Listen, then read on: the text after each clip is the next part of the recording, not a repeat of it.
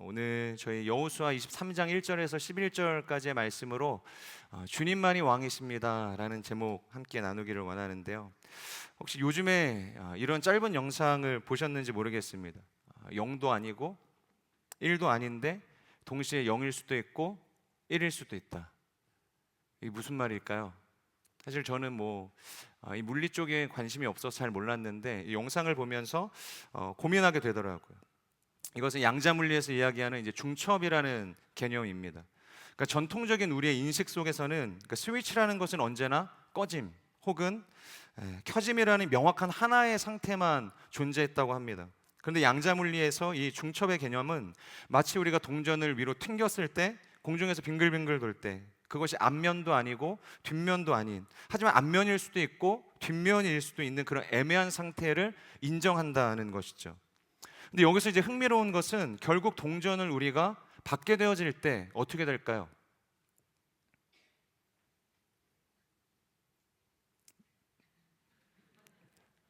네, 물리 얘기를 하는 게 아니라 굉장히 일반적인 이야기를 하는 겁니다. 빙글빙글 돌던 동전을 우리가 손으로 받게 되면 어떻게 될까요?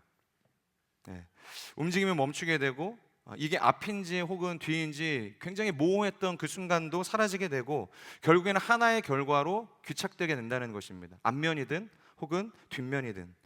그러니까 제가 이 말씀을 왜 드리냐면 우리의 신앙의 형태가 이 양자물리에서 이야기하고 있는 이 중첩의 상황과 굉장히 닮아 있는 것 같기 때문입니다. 분명 우리가 교회를 다니고는 있는데 그리고 교인인 것 같은데 또 때로는 아닌 것 같기도 하고 굉장히 모호한 거죠. 그러니까 교회에서는 너무 탁월한 순장님이고 리더십인데 회사에서는 영락없는 세상 사람과 다르지 않는 것입니다. 그래서 요즘에는 이러한 이 현상들에 대해서, 이러한 사람들에 대해서 명분적 그리스도인이다라는 표현을 쓰죠. 그리고 심미적 그리스도인이라고 부른다는 것입니다. 그러니까 겉으로는 우리가 기독교의 감성과 이런 의미들을 굉장히 사모하고 즐기지만 삶으로 보면 전혀 그 제자도의 삶을 살아내지 못하는 것이죠. 실천적인 행위가 우리에게 전혀 수반되어지지 않는 것입니다. 근데 여러분, 이것이 왜 문제가 될까요? 좋은 게 좋은 거지. 회사에서는 그럴 수도 있지. 교회에서 열심히 하면 되지 않나? 회개하면 되지 않나? 그렇게 생각할 수 있지만 양자 물리가 관측하는 이게 0인지 1인지 애매한 상태도 결국에는 언제 명확하게 그 실체가 드러납니까? 그러니까 손바닥으로 그 동전을 받는 순간에는 결국에는 하나로 귀결이 될 수밖에 없다는 것입니다. 그러니까 우리의 신앙이라는 것도 결국에는 최후의 하나님의 그 심판대, 그 배자 앞에 서게 될 때 우리의 삶이 명확하게 드러나게 될 순간이 오기 때문이라는 것이죠. 복음서를 보면은 우리가 양인지 염소인지 드러나게 될 것입니다.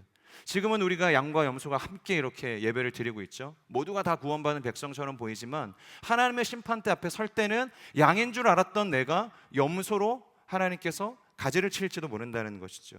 알곡인지 쭉정인지, 그러니까 중간에 섞여서 얼마든지 두 개의 모습을 즐기며 살아갈 수 있던 이 세상과는 다르게 반드시 하나로 우리의 존재가 결정되어지는 그날이 온다는 것입니다. 과거에 은퇴를 하시고 이제는 100세에 가까우신 한 이 목사님께서 이제 막 목회자의 길을 들어선 이제 제 지인 전도사님에게 그렇게 말씀을 하셨다는 거예요. 자신은 이제 이 목회의 길을 걸어가니 이제 은퇴를 하시고 한 70년 정도의 목회의 길을 걸어가신 이 대가 아닙니까? 어떻게 보면 이 목회 대가. 그래서 뭔가를 이제 여쭤본 거죠. 혹시 제가 붙들고 나아가야 할 어떤 삶의 원리나 원칙 같은 것이 있을까요? 라고 했을 때 그 목사님께서 뭐라고 이야기하시냐면 목회에는 다른 기술이 없더라. 그러니까 내가 70평생을 목회길을 걸어오고 이제 은퇴를 하고 하나님을 만날 그날이 가까워져 왔지만 딱 한 가지만 기억하라는 것이죠. 그것이 바로 일로정진이었습니다. 일로정진. 그러니까 이 길에 들어섰다면 다른 길로 가지 말라는 것입니다. 한 길로 가라는 것이죠. 그러니까 중첩된 신앙이 아니라 흔들리는 마음이 아니라 하나의 길에 정직하게 올곧게 서서 나아가야 하는 태도, 그것이 목회자로 그리고 그리스도로 부르심을 받은 모든 성도들에게 요구되어지는 자세라는 것이죠. 여러분, 오늘의 본문을 보면 이제 모든 전쟁과 기업의 분배가 끝이 났습니다. 그러니까 요단 서편 지파도 이제 자신의 기업을 찾아서 강 건너 이제 돌아간 상황이거든요.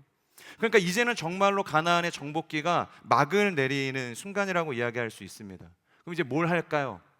전쟁이 끝났습니다. 기업의 분배를 다 받았죠. 이제 살 일만 남았거든요.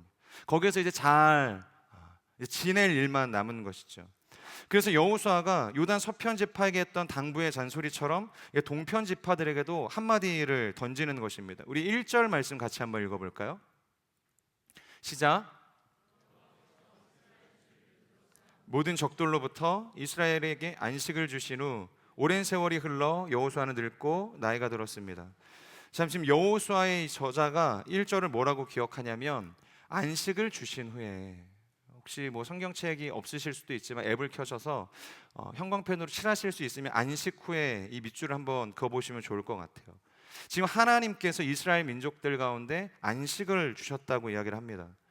여러분, 성경에서 최초로 안식이라는 단어가 소개되어진 장면이 어디였을까요? 언제 이 안식의 개념이 등장을 했을까?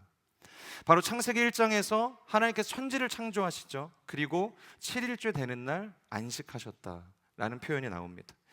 그럼 제가 한번 질문을 던져볼게요. 자, 7일째 하나님께서 그럼 안식을 하셨어요. 그럼 8일째 아침이 됐습니다. 무엇 하셨을까요? 다시 옷깃을 여밀고 우리가 이 월요병의 후유증을 가지고 회사를 나가듯이 하나님께서도 다시 이렇게 출근하셨을까요? 노동을 하시기 위해서 나가셨을까? 하나님의 창조는 이미 6일로 끝이 났습니다. 이 세상 사람들이 살기에 더없이 온전하고도 완벽한 세상이 만들어진 상태라는 거예요. 그러니까 7일째에 안식을 했다는 것은 8일째에도 뭘 하셨다는 거예요? 9일째에도 10일째에도 10년 후에도 100년 후에도 하나님은 계속해서 안식하셨다는 것입니다. 그런 맥락에서 1절의 말씀을 다시 한번 우리가 볼까요? 하나님께서는 이스라엘을 둘러싼 모든 모든 적들을 물리셨습니다. 물론 일부 지파들을 다 물리친 것은 아니지만 실질적으로 그곳에서 살 만큼의 충분한 하나님의 언약이 성취되어진 상황이었다는 거예요. 그러니까 그들에게 이제는 안식을 주시는 것입니다. 이제 전쟁은 끝이 났으니 너희가 이제 안식을 누리기만 하면 된다. 그러면 이게 무슨 의미겠습니까? 8일째 되는 날 너희가 다시 나가서 전쟁해라, 이 이야기는 아닐 거 아니겠습니까? 이제 온전히 하나님께서 주신 안식을 너희가 이 가나안의 기업에서 누려라. 8일째에도 9일째에도 더 이상 전쟁할 필요가 없다는 이야기를 하는 것입니다. 여러분, 여호수아를 우리가 처음 나누어 봤을 때 어떤 내용들이 있었습니까? 가나안을 어떻게 정복했죠? 한번 떠올려 보시면 좋을 것 같아요. 철기로 무장하고 높은 성벽과 요새로 둘러싸인 이 여리고 성벽을 어떻게 정복하십니까? 우리의 힘으로 결코 불가능했기 때문에 철저히 하나님만 신뢰하지 않았습니까? 그리고 요단을 건널 때도 어떻게 건너가냐? 언약궤를 따라 건너갔습니다. 그러니까 언약궤가 그들 앞서 행진하며 그 뒤로 이스라엘 민족들이 도열해서 가지 않았습니까? 아모리 연합군과의 전쟁 때, 이때는 절정이었죠. 해야 멈춰라, 달아 멈춰라. 여러분, 우리의 선포에 그런 믿음의 힘이 있습니다. 그랬더니 정말로 해가 멈추고 달이 멈추는 일들이 있었죠. 그러니까 인간적으로는 결코 점령할 수 없는 그 땅을 그들로 하여금 점령하게 하신 이가 바로 하나님이셨고 하나님의 능력이었다는 것입니다. 제가 최근에 바이블 아카데미 구약 통독을 나누었는데, 그때 이제 레위기를 이제 진행을 하면서 한편으로는 잘 다루지 않는 본문이잖아요. 그래서 저에게도 정말 큰 그 내위기라고 해야 될까요? 그런 위기가 한번 찾아온 적이 있는데, 개인적으로 그래도 묵상을 하면서 큰 은혜와 도전을 받았던 게 뭐냐면, 여러분, 레위기가 왜 쓰여진지 혹시 아십니까? 레위기, 단순히 우리의 죄를 드러내시기 위해서 하나님께서 레위기를 허락하신 것일까? 그러니까 레위기는 하나님께 나아갈 수 없는 죄인인 우리에게 하나님께로 나아올 수 있는 길을 제공하기 위해서 열어준 책이었습니다. 이것을 다른 이야기로 하면 안식을 누리게 하시기 위해서, 안식을 주시기 위해서 레위기를 허락하셨다는 거예요. 우리 레위기 1장 1절의 말씀을 같이 한번 읽어보길 원합니다. 시작. 여호와께서 모세를 불러 회막에서 그에게 다음과 같이 말씀하셨습니다. 자, 하나님께서 모세를 부르셨죠. 그런데 그를 어디로 부릅니까? 회막. 우리가 흔히 성막이라고도 하고 장막이라고도 부르는 곳입니다. 그러니까 출애굽기 후반부를 보면 하나님께서 이스라엘 백성과 계속해서 어떤 작업을 하냐면, 하나님이 이스라엘 백성들 가운데 성막을 지으라고 명령을 하시죠. 그리고 단순히 지어라가 아니라 정말로 치밀하고 디테일한 설계도를 보여주십니다. 그리고 부살렐과 오홀리압이라는 기술자까지 친히 세우시고 하나님이 거하실 그 성막을 만들라고 명령을 하셨다는 거예요. 자, 그러면 출애굽기의 마지막 장면을 보면 성막이 완성이 되거든요. 그리고 여호와의 영광이 빼곡한 구름 가운데 그 성막에 충만하게 임했다, 이렇게 성경이 기록을 하는데, 여기서 이상한 장면이 하나 나옵니다. 우리 출애굽기 40장 35절의 말씀을 같이 한번 읽어보겠습니다. 시작. 머물고 여호와의 영광이 성막에 가득했기 때문에 모세는 회막에 들어갈 수 없었습니다. 자, 뭔가 이상하지 않습니까? 성막의 목적이 뭐였을까요?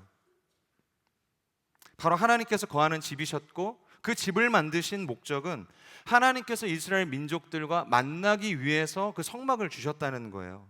그런데 지금 성막에 하나님은 임재하셨는데, 빽빽한 구름으로 영광 가운데 임재하셨는데, 정작 모세는 지금 어떤 상황입니까? 회막에 들어갈 수가 없는 상황입니다. 그러니까 하나님은 집에 거하시고 계시는데 사람은 그 집에 들어올 수 없는 상태가 된 것이죠. 자, 그러니까 레위기에서 나오는 이 5개의 제사 제도는 이 죄인에 대한 심판적인 메시지만 이야기하는 것이 아니라 하나님께 나올 수 없는 사람에게 하나님께서 나올 수 있는 길을 열어주시는 은혜의 규례라고 볼 수 있는 것입니다. 그 출애굽기와 레위기를 우리가 같은 맥락상에서 한 책으로 사실 읽어야 이게 의미가 있는 것입니다. 그들을 출애굽시키시고 계명을 주시고 성막을 짓게 하시고, 그리고 어떻게 하나님을 만나게 하실 것인가에 대한 제사의 규례까지 연결해서 그것을 읽으실 때 우리에게 영적인 미닝이 오는 것이죠. 중요한 것은 나아감에 있어서 우리의 방식대로가 아니라 하나님의 방식대로, 그러니까 거룩의 방식대로 나와야 한다는 것입니다.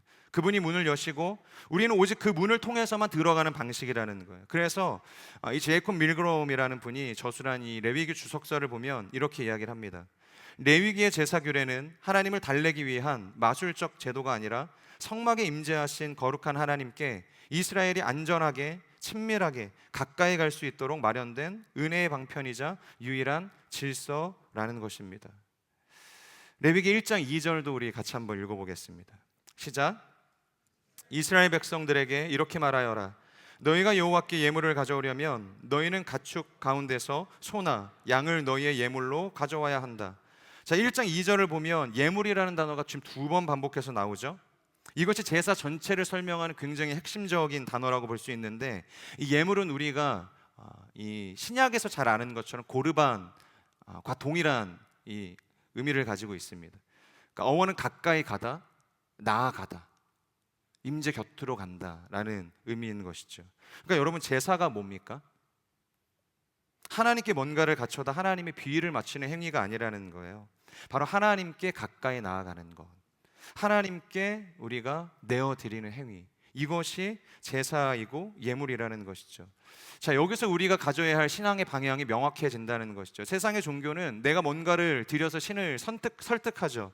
그래서 지성이면 감천이라는 말도 있는 것이고, 우리가 가진 온갖 열정과 정성을 다해야 신이 그 마음의 감동을 통해서 우리에게 뭔가 복을 내려주는 구조인 것입니다. 심지어 그것이 자녀를 드리는 인신의 제사를 할지라도 복을 받기 위해서 얼마든지 내 자녀를 바칠 수 있는 것이 구약의 수많은 우상 숭배 가운데 드러났던 상황이었죠. 그러니까 목적 자체가 누구에게 있습니까? 하나님을 감동하는 것에 있지 않고 내가 복을 받는 것에 있다는 거예요. 나를 위해 있는 것이죠. 근데 레위기의 방식은 뭐냐면, 제사의 시작점이 내게 있는 것이 아니라 하나님께 있는 것이죠. 내가 지성을 드리는 것을 통해서 신이 감동하면 나를 만나주는 구조가 아니라, 하나님께서 먼저 제사라는 길을 여시고 우리를 먼저 초대하시고 하나님께서 은혜의 방식을 우리에게 완벽하게 마련해 주신 거예요. 그리고 이 길로 와라, 그러니까 이 길만이 안전하다고 이야기를 하시는 것이죠. 자, 그런 맥락에서 다시 오늘의 본문 23장 1절의 말씀으로 돌아가서 안식하게 하셨다라는 말을 한번 우리가 생각을 해볼까요? 이 말씀은 단순히 전쟁이 끝났다는 의미가 아니라, 너희가 무엇을 하든지 그 안식은 너희가 만들어내는 것이 아니라 내가 너희에게 허락해 준 것이다 라는 의미인 것이죠. 그러니 이제는 들어와 내 안식 가운데 살아라, 내 안식을 누려라.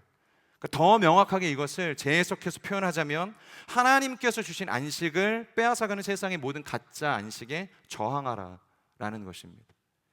여러분들의 마음을 편하게 하고 여러분들의 삶에 안식을 주는 수많은 삶의 방편들이 있지 않습니까? 그것을 우리가 행할 때 그것이 안식이라고 생각하게 되어질 수 있지만, 하나님께서는 우리에게 진짜 안식을 허락하시며 그것은 안식이 아니라고 이야기하는 겁니다. 그래서 오히려 우리가 안식이라고 생각하는 것들을 저항할 때 진짜 하나님이 주신 안식 가운데로 우리가 들어갈 수 있게 되는 것이죠. 자, 그럼에도 불구하고 걱정이 되는 겁니다. 진짜 안식에 대해서 소개를 하고 이제 안식을 누리라고 이야기를 하시는데 인간의 본성을 아시는 거죠. 그러니까 축복과 저주를 언급하십니다. 그러니까 거룩한 긴장감을 주시는 거예요. 그러니까 너희가 가나안으로 들어갔을 때 하나님 앞에 순종하지 않으면 저주, 이 이야기에 대해서 다시 한번 언급을 하시면서 영적인 이 경각심을 일깨우시는 것이죠. 다시 1절의 말씀을 우리 읽어보겠습니다. 시작. 이스라엘 주위를 둘러싼 모든 적들로부터 이스라엘에게 안식을 주신 후 오랜 세월이 흘러 여호수아는 늙고 나이가 들었습니다. 자, 지금 본문을 보면 여호수아를 뭐라고 묘사하고 있습니까? 오랜 세월이 흘러서 그가 늙고 나이가 들었다. 여러분, 굳이 왜 이 정보를 이 중요한 본문 가운데 끼워 넣은 걸까요? 단순히 전쟁이 길었고 그 전쟁 가운데 여호수아도 이제 나이가 들고 늙게 되었다. 그러니까 그만큼의 시간이 경과되었음을, 그리고 그의 생물학적인 변화를 언급하기 위해서 굳이 이 한 절에 이 말씀을 할애한 것일까요? 그런 이유가 아닐 것입니다. 여러분, 모세가 떠날 때를 우리가 한번 떠올려 볼까요? 성경은 그가 떠날 때 그에 대해서 동일하게 굉장히 디테일하게 묘사를 하고 있는데, 그는 비록 나이가 많았지만 그의 눈은 또렷했고 기력이 쇠하지 않았고 총명함이 여전했다, 그렇게 기록을 합니다. 그러니까 그가 가진 육신의 컨디션은 가나안으로 들어가기에 전혀 문제가 되지 않았다라는 것입니다. 저희 할머님께서도 올해 이제 백세신데 여전히 고기를 뜯으시고요. 최근에는 그 연세에 임플란트까지 하셨어요. 그래서 굉장히 고기를 잘 씹어 드십니다. 그런데 당시 모세의 나이가 몇 살인지 아십니까? 여러분들 이렇게 우아하셨지만 당시의 모세의 나이가 120세였다는 거예요. 120세였지만 눈이 또렷했고 기력이 저하되지 않았고 가나안의 전쟁에 나가기에 전혀 부족하지 않을 이 육신의 컨디션을 가지고 있었다는 것입니다. 그럼에도 불구하고 성경은 하나님께서 그를 데려가셨다 표현을 합니다. 컨디션과 상관없이. 그리고 아무런 경험과 영향력도 없던 여호수아를 모세의 후임으로 세워서 이스라엘을 이끌어가게 하시죠. 그러니까 모세의 죽음이 무엇을 의미하냐면 그것은 그의 시즌이 끝났다는 것을 의미하는 것입니다. 그러니까 그의 육신의 컨디션이나 영적인 상태는 아무런 상관이 없다는 거예요. 하나님의 일을 하는 데 있어서 우리가 가지고 있는 것은 아무런 옵션이 아니라는 것이죠. 그냥 하나님께서 그에게 맡기신 역할이 딱 거기까지였다는 겁니다. 동의하십니까? 하나님께서 거기까지라고 하면 거기까지인 겁니다. 우리가 아쉬워도, 우리가 열받아도 그냥 거기까지 가는 게 하나님이 원하시는 것이고 하나님을 위한 일일 수 있다는 거예요. 자, 그런 맥락 가운데 우리 여호수아의 이 상태를 묘사하는 1절의 말씀을 다시 한번 보면 지금 여호수아 역시 그의 역할이 끝났다는 것을 이야기하고 있거든요. 그의 시즌이 여기까지라는 것입니다. 그의 사명과 부르심이 가나안 정복까지였다는 거예요. 그럼 이제 질문이 생기죠. 어떤 질문일까요? 그럼 다음 시대를 이끌 우리의 리더는 누구인가? 그런 질문이 떠오르지 않겠습니까? 모세가 떠날 때는 후임으로 누굴 주십니까? 이스라엘 백성들이 원하지 않았지만 여호수아라는 한 사람을 선택하셔서 다음 세대의 리더십으로 세우지 않았습니까? 그런데 성경 어디를 봐도 여호수아 이후에 새롭게 선출되어진 차기 리더십이 없는 거예요.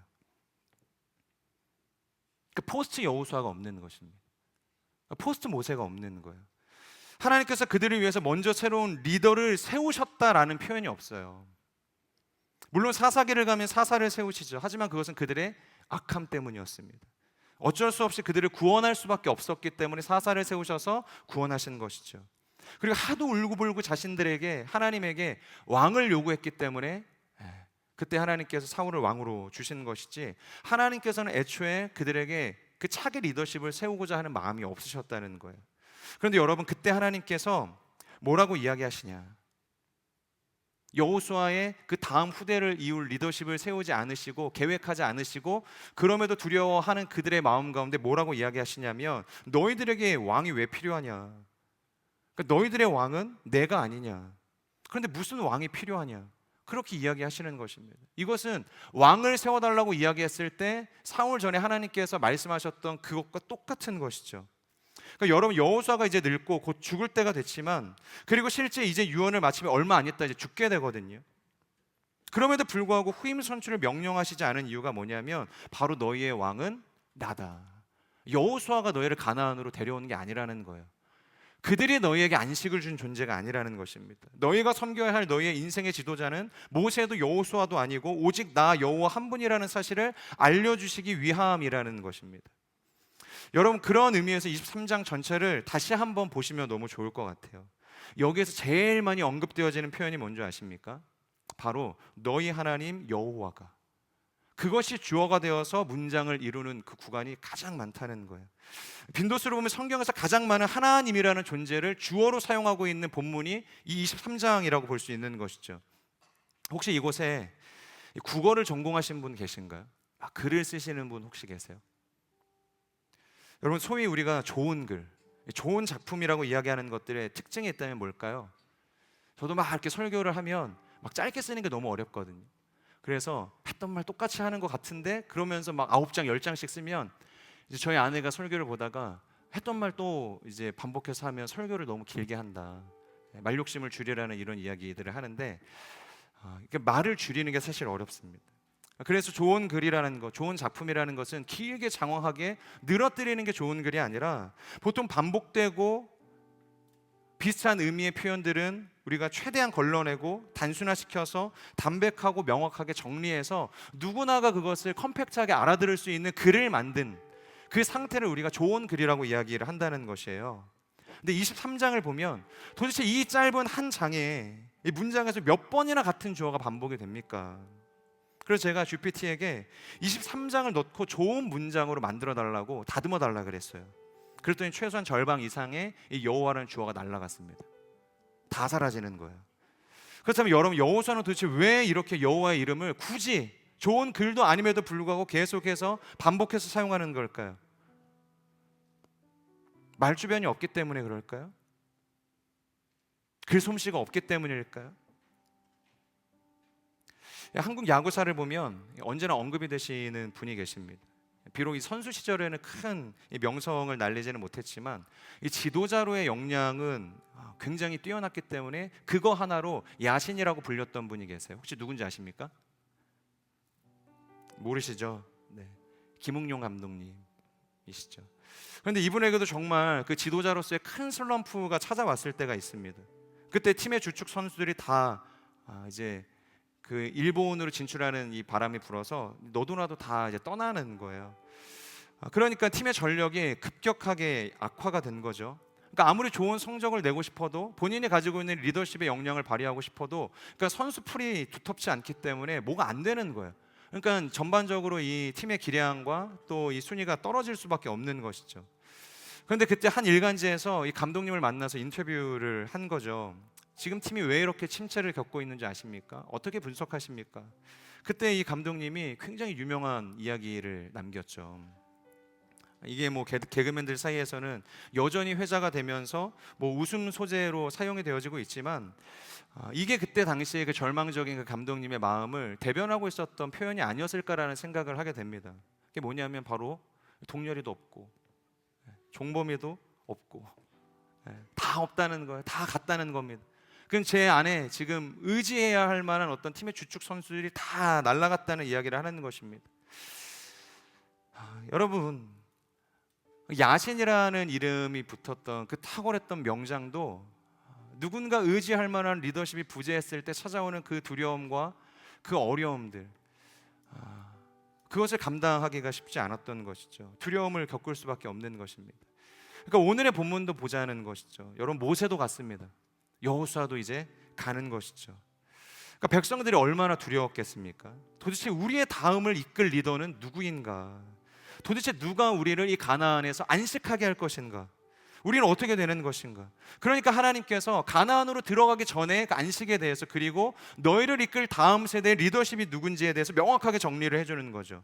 다음 시즌 너희를 이끌 리더는 누구다? 바로 나다. 창조가 끝난 6째 날 이후부터 시작된 그 안식이 예수 그리스도의 날에 완성이 될 때까지 너희를 이끌 왕은 딱 한 명이라는 거죠.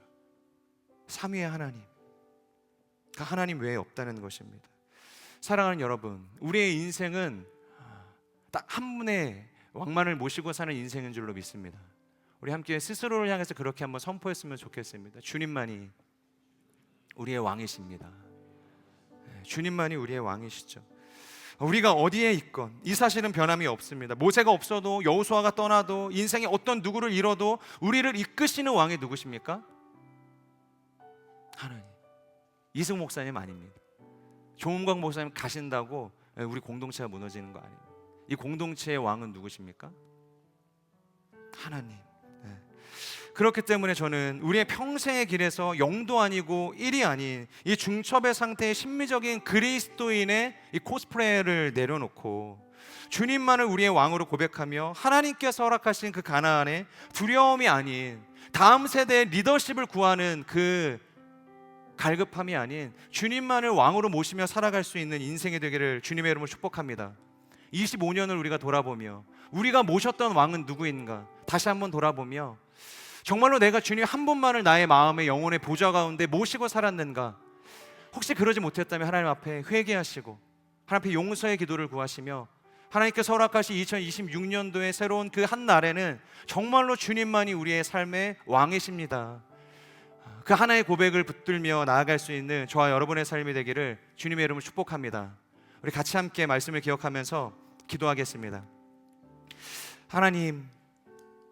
하나님께서 우리의 인생의 모든 전쟁을 그치게 하시고 영원한 안식 가운데로 우리를 초청하시는 분이신 줄로 믿습니다.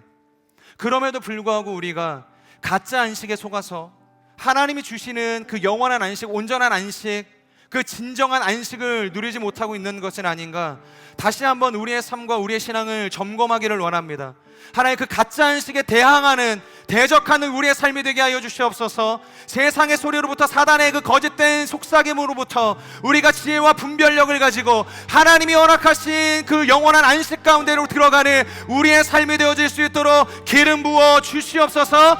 이 시간 우리의 말씀을 다시 한번 기억하며 우리의 삶을 주 앞에 올려드리며 우리 기도하며 나아가도록 하겠습니다. 오 신실하신 하나님, 주님을 찬양합니다. 우리의 영원한 왕이 되시는 그 예수 그리스도만을 의지하며 나아갑니다. 주께서 우리에게 안식을 주십니다. 그 안식 가운데로 들어가 나아가는 인생들 되게 하여 주시옵소서. 나의 힘으로 얻어낸 안식이 아니에 오직 하나님의 능력으로, 하나님의 방식과 하나님의 지혜와 하나님의 능력을 통하여서 우리가 그 가나안의 영원한 안식 가운데로 나아가는 줄로 믿습니다. 더 이상 두려워하지 않게 하여 주시고, 더 이상 우리가 조급해하지 않게 하여 주시고, 여호수아가 아닌 또 다른 보스 여호수아를 구하는 어리석은 삶을 살아가지 않게 하여 주시고, 다시 한번 우리의 인생 가운데 주님만이 왕이심을 믿음으로 고백하며 나아가는 거룩한 인생들 다 되어질 수 있도록 성령 하나님 역사하여 주시옵소서. 거짓된 안식에 대항합니다. 가짜 안식에 대항합니다. 오 주님, 우리의 인생 가운데 임하여 주시옵소서. 우리의 삶 가운데 역사하여 주시옵소서. 주님만이 우리의 왕이 되어 주심을 믿음으로 고백합니다.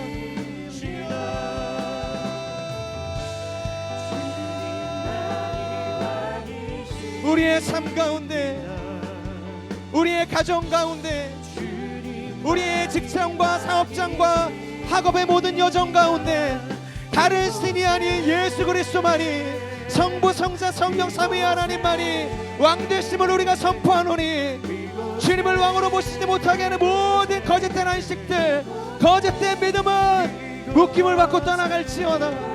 오 주님, 우리 가운데 임하여 주시옵소서. 진실한 고백을 가지고 주님의 안식을 누리며 살아가는 거룩한 하나님의 사람들이 될 수 있도록 성령 하나님 역사하여 주시옵소서. 믿음의 주여 온전케 하시는 예수 그리스도만을 바라보며 주님께서 완성하실 그 안식의 그 끝자락을 향하여서 오늘도 멈춰서지 않고 다른 곳으로 우리의 시선을 돌리지 않게 하여 주시고 믿음의 일로 정진을 이룰 수 있도록 하나님 인도하여 주시옵소서. 우리 한 번 더 기도하며 나아갈 때, 하나님 다시 한번 기도합니다. 주님만이 우리의 왕이십니다. 혹 내 마음 가운데 삼위의 하나님 외에 왕으로 모시고 있었던 그 어떠한 것들이 있다면 하나님 대적하게 하여 주시옵소서.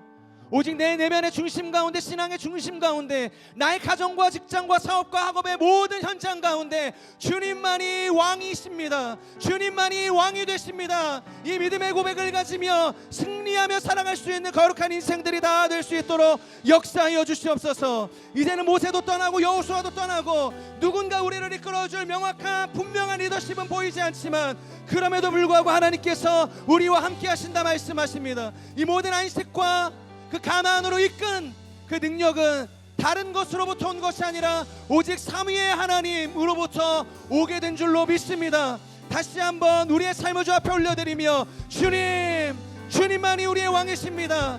주님만을 우리의 왕으로 다시 한번 모셔드립니다. 이 믿음의 고백과 이 결단을 우리가 놓치지 않는 거룩한 인생들 살게 해달라고 우리 주여 간절히 선포하며 기도하며 나아갑시다. 주여,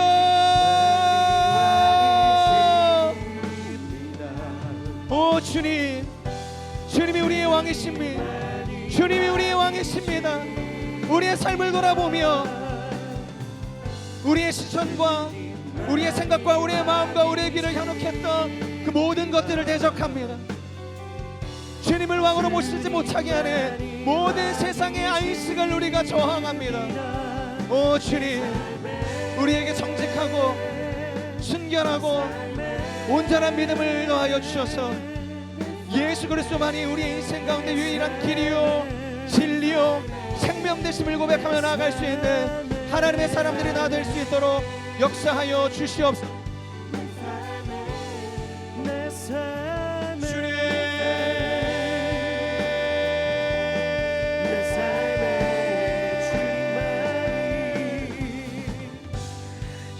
주님,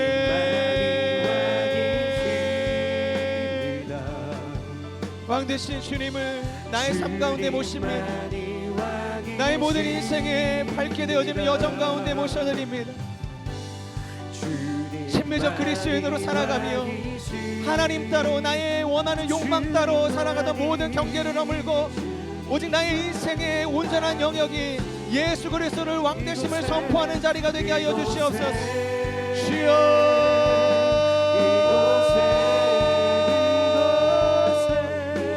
이곳에 주님이 왕으로 임하여 주시옵소서. 이곳에 왕 되신 예수 그리스도께서 임하여 주시옵소서. 오 주님,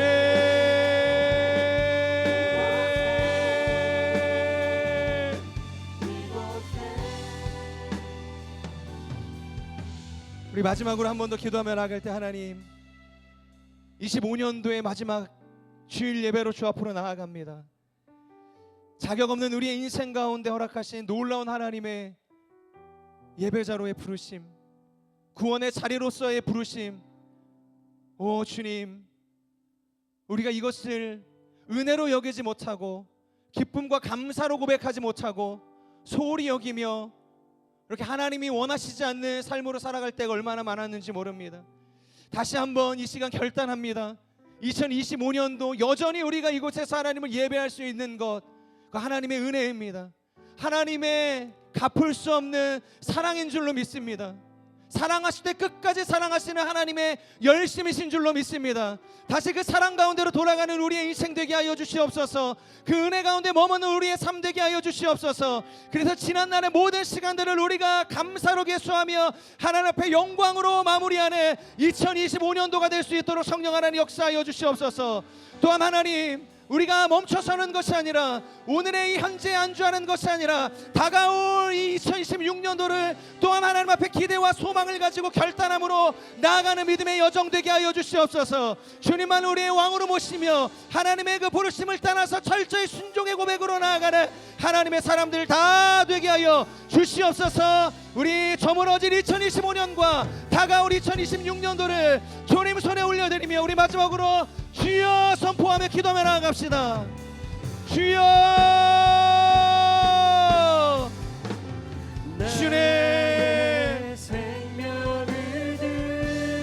주님께서 우리 인생 가운데 함께 하신 주께서 우리 인생을 가장 선하고 완전한 길로 인도하신 하나님이신 줄로 믿습니다.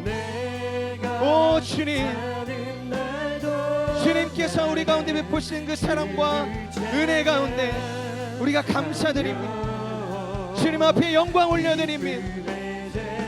우리가 절망의 길이라 생각했고 실패와 좌절과 눈물을 흘렸던 모든 지난한 그 터널들을 우리가 원망으로 실패의 자리로 하나님 우리가 남겨놓지 않게 하여 주시고, 이 모든 것이 결국에는 하나님의 은혜고 하나님의 그 영원한 부르심 가운데로 나아가게 할 디딤돌임을 다시 한번 우리가 바라보게 하여 주시고, 감사로 기쁨으로 하나님 앞에 거룩한 소리로 영광 올려드리는 우리의 삶이 될 수 있도록 하나님 인도하여 주시고, 또한 하나님 여기서 완주하지 않게 하여 주시고, 다가올 2026년도 다시금 하나님께서 우리 가운데 거룩한 소망의 빛을 비추실 때 우리가 믿음으로 두 손 들고 하나님과 함께 동행하며 순종하며 나아가기를 결단하는 거룩한 하나님의 사람들이 다 될 수 있도록 오 신실하신 하나님 역사하여 주시옵소서.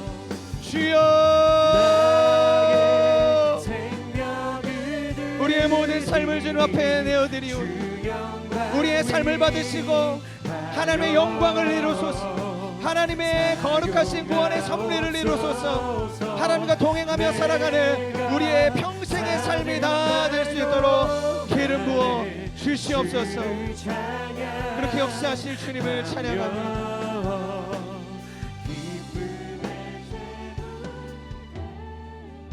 거룩하신 하나님, 이스라엘 민족의 모든 전쟁을 그치게 하시고 이제는 영원한 기업을 허락하시고 안식 가운데 그들을 인도하신 하나님을 찬양합니다. 이것이 우리의 인생이고 이것이 우리 가운데 베푸신 하나님의 언약이고 사랑인 줄로 믿습니다. 우리에게도 동일한 하나님의 그 안식이 주어진 줄로 믿습니다. 예수 그리스도를 통해서 우리가 받게 되어진 그 구원의 안식, 영원한 삶으로의 안식, 하나님 그 어떤 세상의 것과 타협하며 우리가 나누지 않게 하여 주시고 온전한 마음, 순전한 마음, 비록 겨자씨만한 믿음이지만 온전한 믿음의 고백을 드리며 하나님께서 허락하신 그 안식을 누리는 인생들 다 될 수 있도록 하나님 인도하여 주시옵소서.